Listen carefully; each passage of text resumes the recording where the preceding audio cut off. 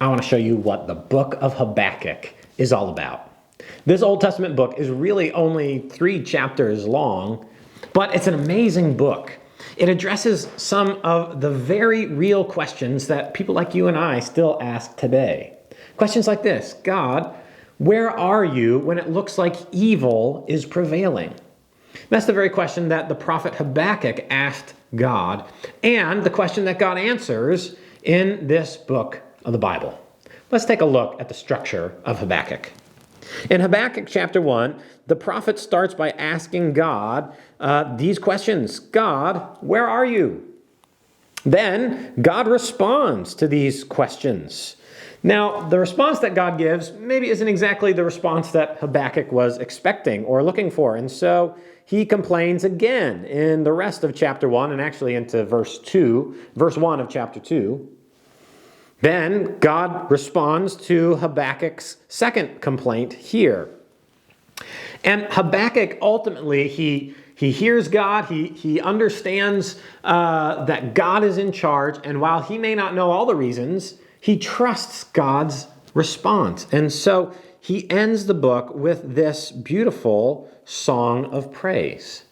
That's the basic structure of this short little book in the Old Testament. Now, we got to ask the question, why is it that Habakkuk felt like God was absent? Why did he feel like all the wicked were prevailing?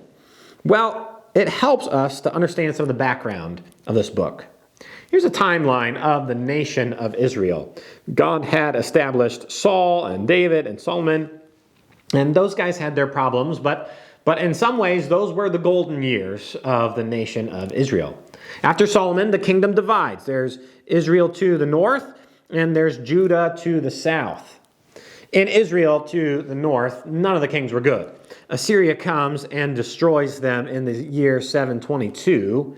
Judah lasts a little bit longer. They have some good kings, some bad kings, but in the end, Babylon's going to come, and God's going to send them because Israel and Judah had disobeyed God. And so for several years, Judah's going to be in Babylon.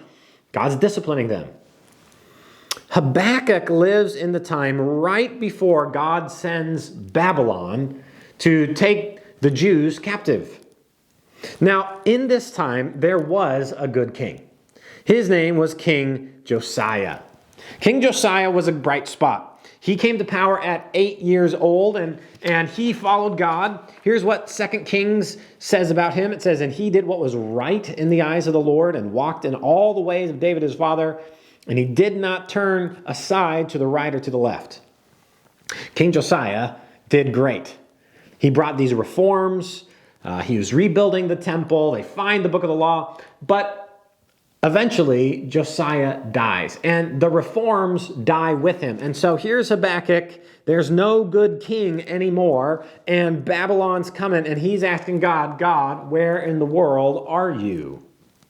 Now, the way that King Josiah dies is important. It brings some light into why Habakkuk is asking all these questions about God.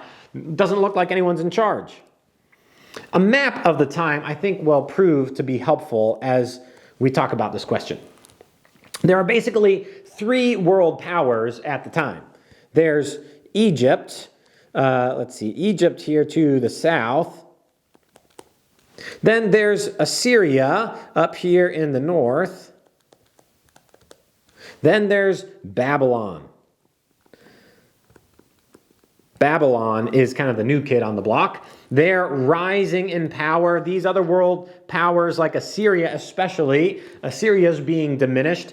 And Babylon, the great empire of Babylon just now, is coming to power. Well, Babylon is going to come into Assyria, and they're going to fight Assyria and ultimately take control of this area.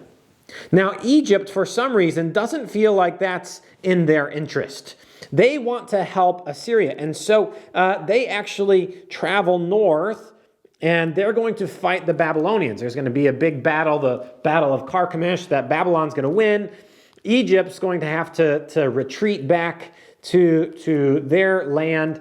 But one of the things you start to realize is just how Judah here is kind of small potatoes. right?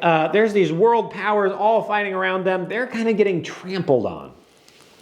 Perhaps part of the reason Egypt wanted to fight Babylon here isn't maybe because they wanted control of Assyria, but because, this is speculation, but perhaps it's because they thought that by fighting Babylon, helping Assyria, they would start to gain control of this area.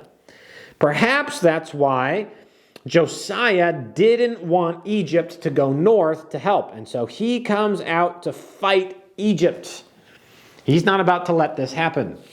Now, they meet in a battle at Megiddo, and in this battle, King Josiah is going to die.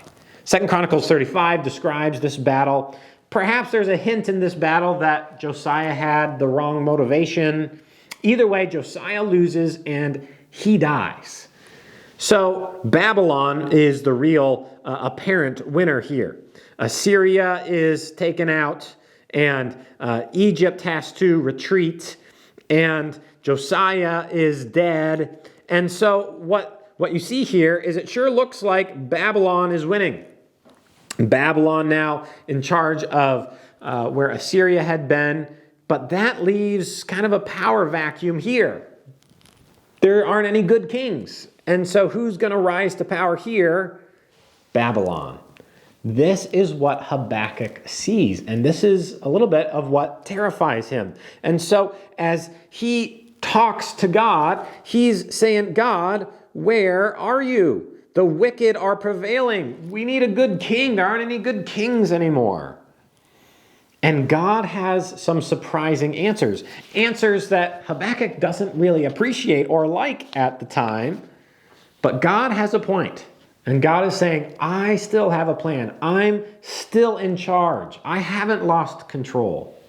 And this conversation that goes back and forth between Habakkuk and God ultimately results in Habakkuk realizing, you know what, God can be trusted and God is in charge.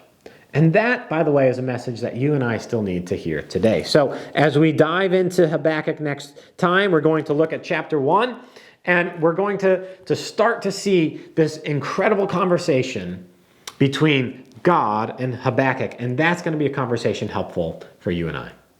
Thank you guys so much for joining us, and we'll see you again next time.